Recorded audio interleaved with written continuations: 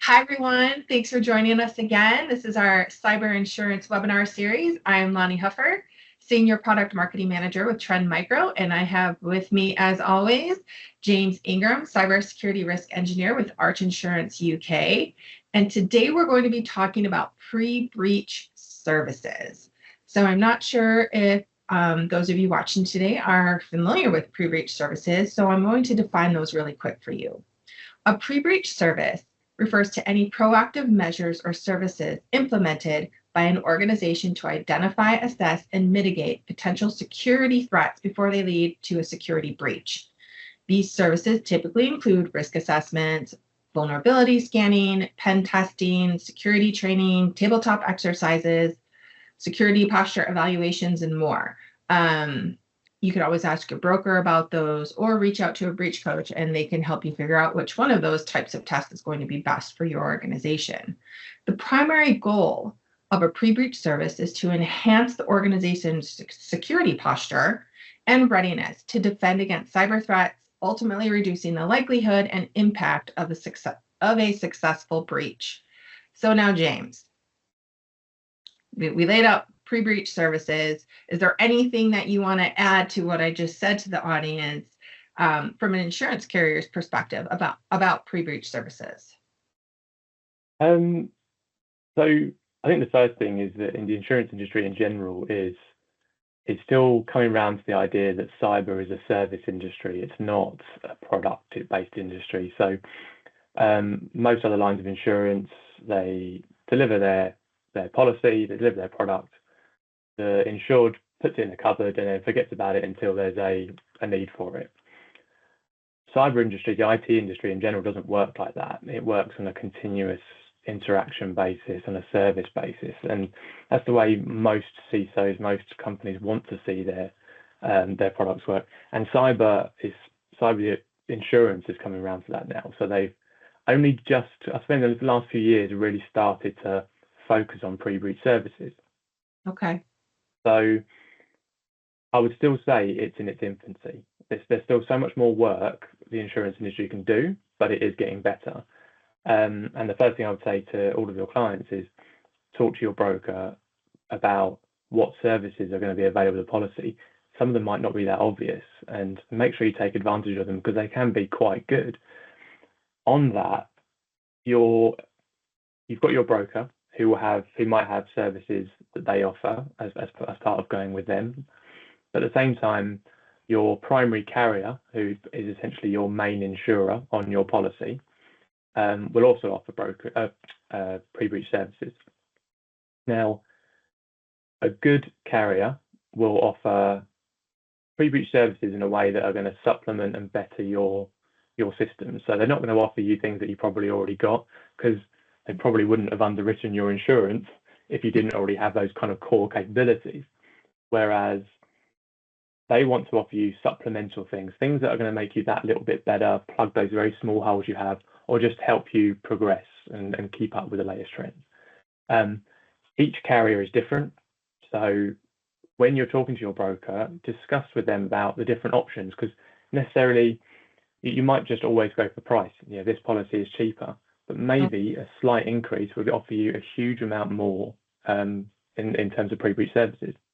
Okay, that's good to know. It's not something I don't think I would have necessarily thought about, because I think a lot of people these days are probably driven a little bit more by price, not understanding that there are these other services that are attached by going with a specific carrier. So thank you for pointing that out. Now, are there specifically other pre-breach services that a carrier might care more about than another? And if so, why? And in my head, like, the big thing that sticks out to me is red teaming. Like, it's such an in-depth exercise for an organization to go through. Is that something that might be at the top of a carrier's list, or are there other ones that maybe, I guess, highlight or show a better security posture for an organization? Or I'm just going off of things that I've seen and read, but specifically for Arch UK, I guess, are there things that your organization looks at a little bit more closely, like, ooh, they did this, so this means that they're, a little bit more mature in this area? In terms of the services they've conducted and the activities they've conducted, for certainly like in the last kind of 12 to 24 months prior to the policy, we almost, it's strange, we kind of lump them in with security controls. They are as important, a lot of them. And depending on the size of the business and what that company does, and the exposure of the network and how critical that network is to business function, that really is important for us in terms of the pre-breach services become really important for us. So the kind of stuff you're talking about, kind of pen testing, tabletops, red teaming, the things that aren't specifically a control that you implement on your network, but something that you do, are equally as important as those controls that you purchase. And you identified red teaming. We're going to come into red teaming a little bit later, so I won't go too much into it just now.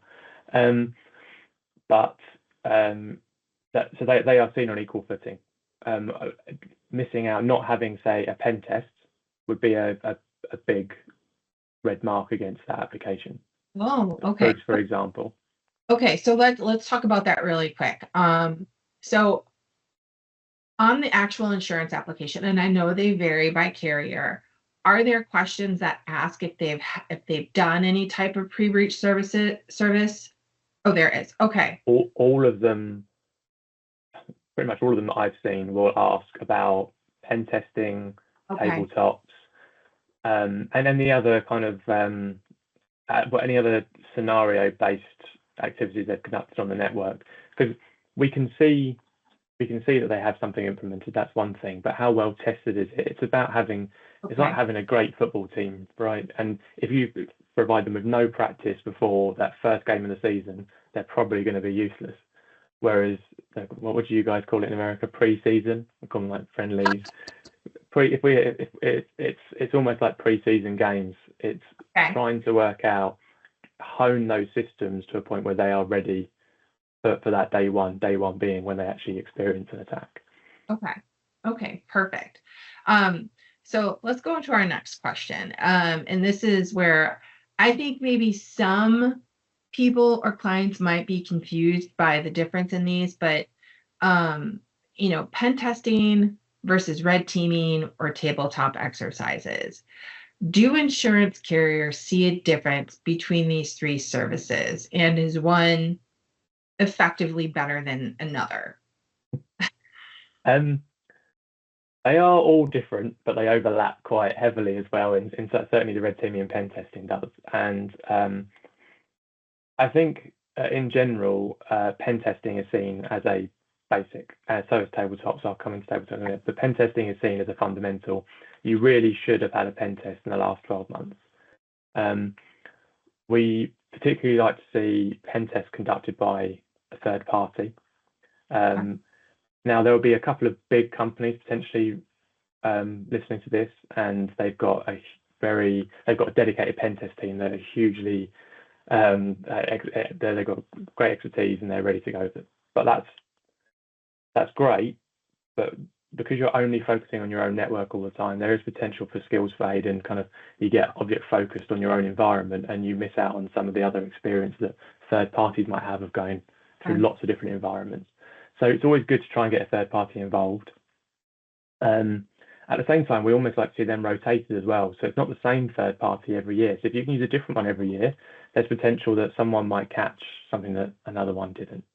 So it's just those kind of little extras we look for. Okay, it's not something I think I would have thought of either. Switching it up. That's interesting.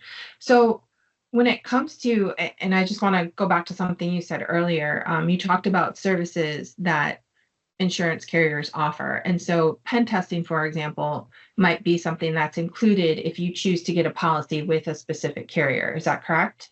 Okay. That's correct. And it basically, the size of the policy, price of it will all depend on the kind of amount of, one of a better word, freebies that you get and additional services you get with the policy.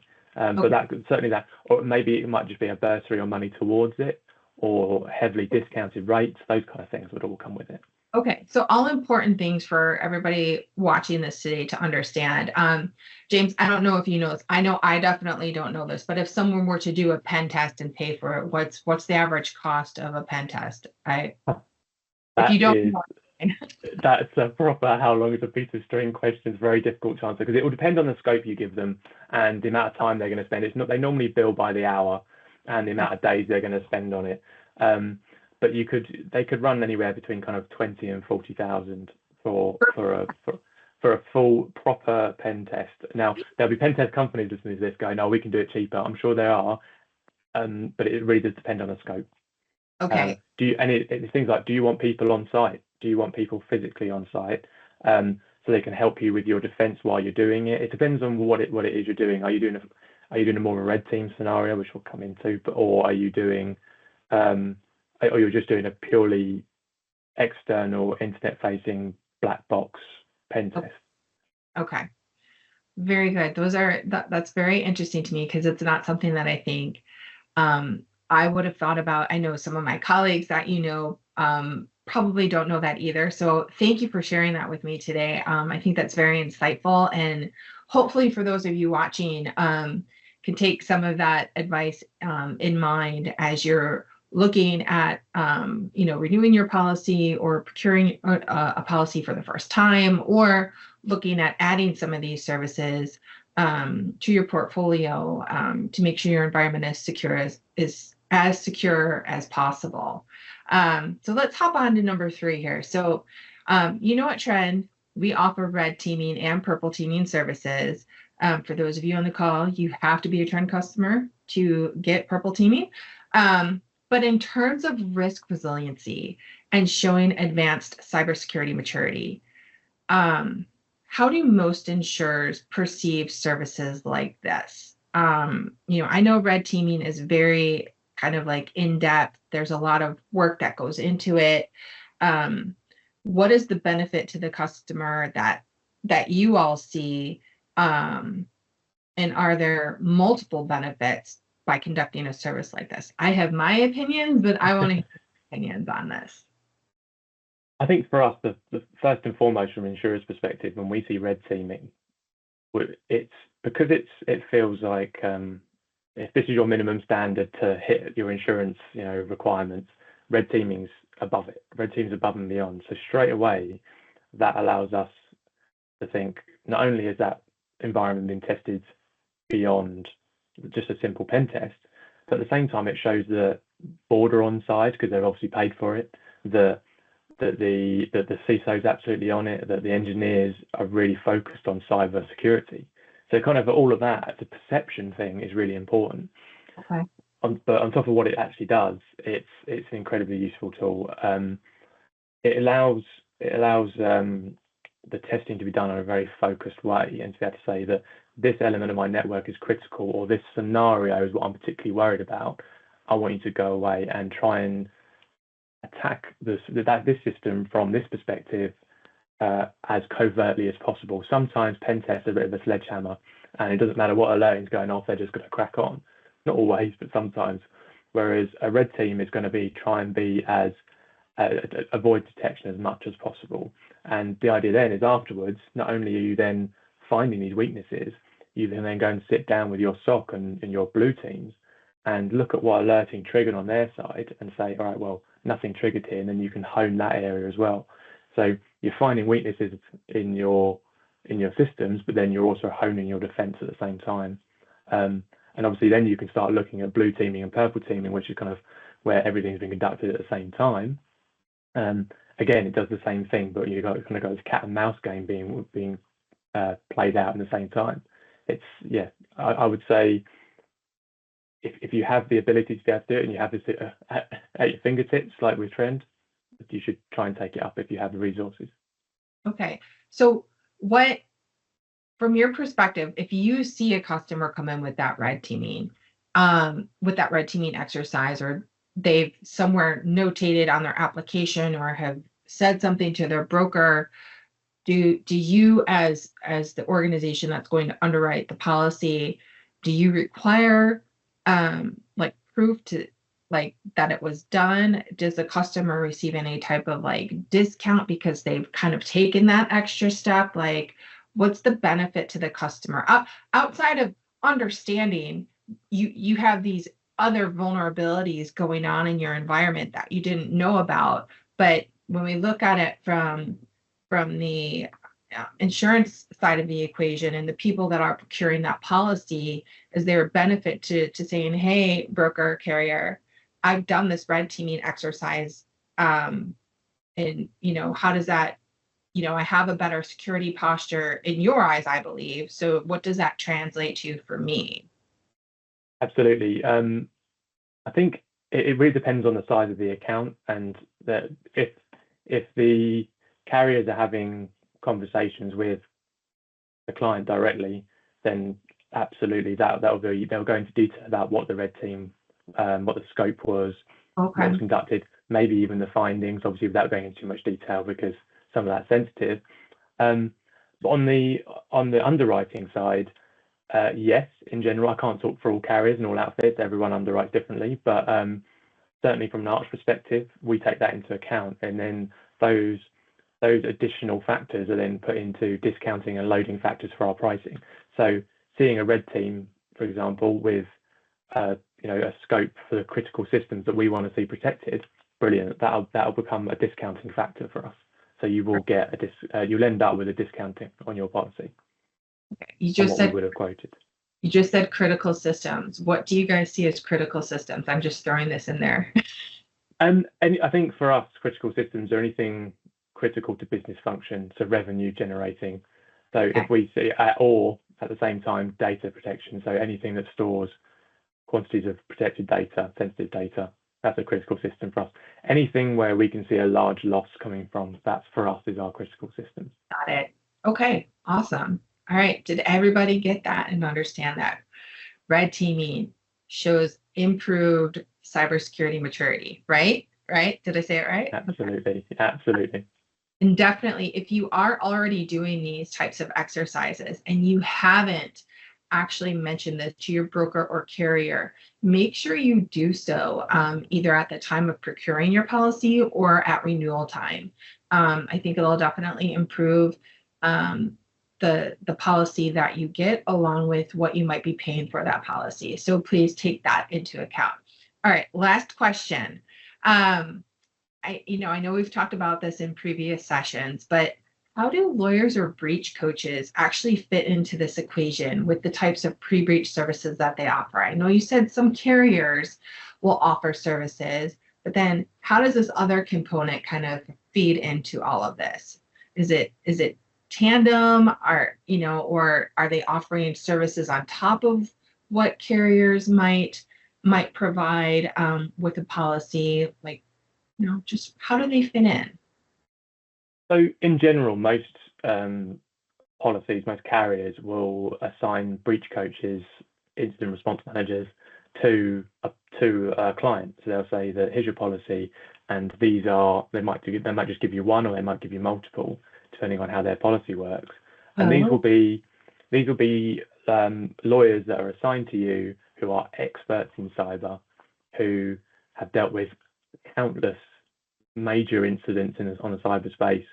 So they are there to be that first port of call. And what a breach coach or incident response manager will do, it's the same thing, by the way. The reason I keep clarifying is because they're different names in different countries. And they will orchestrate everything. So from minute one of the attack, if you notify them, it's best to notify them as early as possible. At Arch, they will respond within an hour, and they will be there. So you'll have a lawyer, an expert lawyer, ready for you within an hour. They will then help to decide what response you need. It might be, we'll sit back. It seems like you've got it all in hand. Don't worry about it. Or it might be, no, here's your incident response forensics supplier. Here is a notifications manager. Here is a PR consultant. They will get everyone that they think is required to help respond to that incident. At the same time, what the key thing for me is their regulatory knowledge. They will know what needs to be done to make sure you're following all of your regulatory requirements whereas it's becoming such a web these days. It's very difficult to know. You hope that your risk managers might know, and you hope that the people in your senior management will know, but there's still things that can get missed. The idea of that lawyer being there is a safety net. They will help you with that.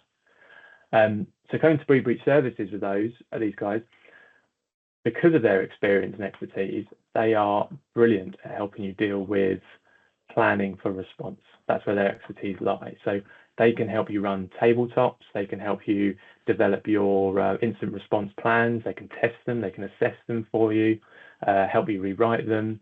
All of these things they can do. And what they're particularly good at, especially the tabletops, is if you're struggling with board support and you need that little bit of extra money to help you with your develop your systems or buy something extra, it's amazing how CEOs can listen, well, do not listen to anyone in an engineer or IT. They don't want to listen at all. Whereas as soon as you put a lawyer in front of them, they're suddenly all ears. And these lawyers are very good at explaining some of the risks involved with cyber. Okay, perfect. So one of the other questions I had for you, and this kind of goes back to, I know you said that most carriers will assign a breach coach to an insured.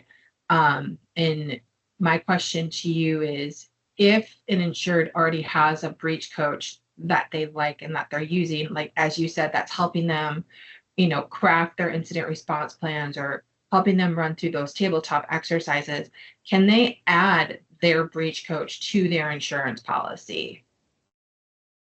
Most of the time, yes, but not all the time. And the best thing to do is go to your broker and say, this is what we want. We want to use whatever firm it is. And they will go to the carrier and say, is this okay? For us, it's fine. What we would do is do an onboarding process to make sure that their capabilities are what we want. At the end of the day, we want the best for our insured. I know it sounds such a cliche thing to say, but it's true. And so we will do an assessment just to make sure that's fine. At the same time, there's obviously rates issues and everything else that needs to be ironed out. But in general, it shouldn't be a problem. Okay.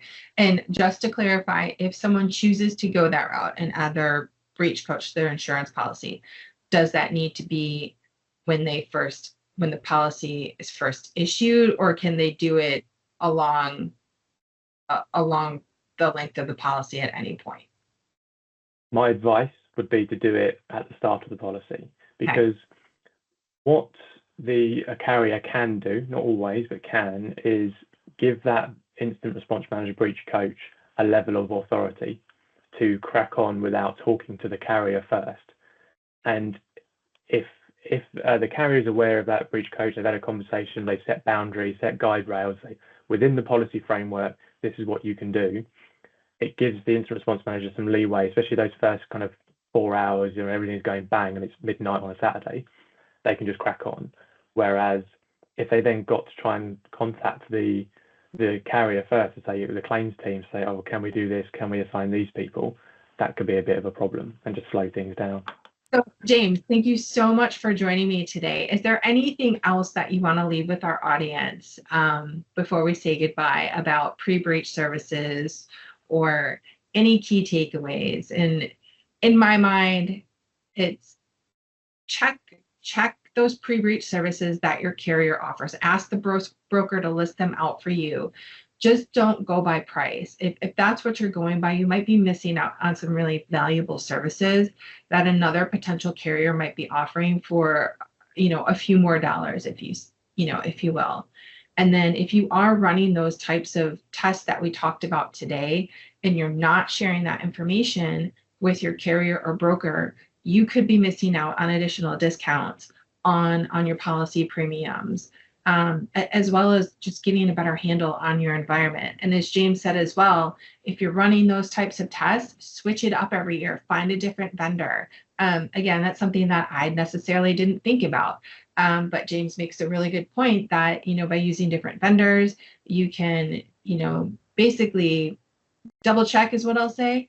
If something was missed by another vendor, and you're just making yourself more proactive in setting the standards for your security environment and identifying the most, the most vulnerabilities or gaps in your environment that may be there that you can then take action against and set the right protocols in place. James, is there anything else that you would like to share with the audience before we say goodbye? Just a couple of things. One is that even if an insurer hasn't specifically said they've got a particular service or they can help with a particular service, we have so many contacts in the industry and they love insurers because obviously they have lots of customers. So talk to your insurer. They will probably be able to put you in touch. They'll be able to help you with rates and discounting and everything else. So just talk to them. Perfect. On the other side, really think about your environment. The way an underwriter will look at it is, where is the risk? Where is the risk? So look at your environment from a 30,000 point view and foot view and say, right, this is critical to me. If you're a retailer and your online web apps are the most important thing because that's where your customers are interacting, make sure you've done web application pen testing, for example. Just really think about it from an underwriter perspective. Where is the risk? That will be my takeaway for pre-breach services. Perfect. Well, thank you so much for joining me today, James. I really appreciate it. And for everybody watching this, thank you for joining us again. I hope you learned something valuable, and we'll see you guys next time.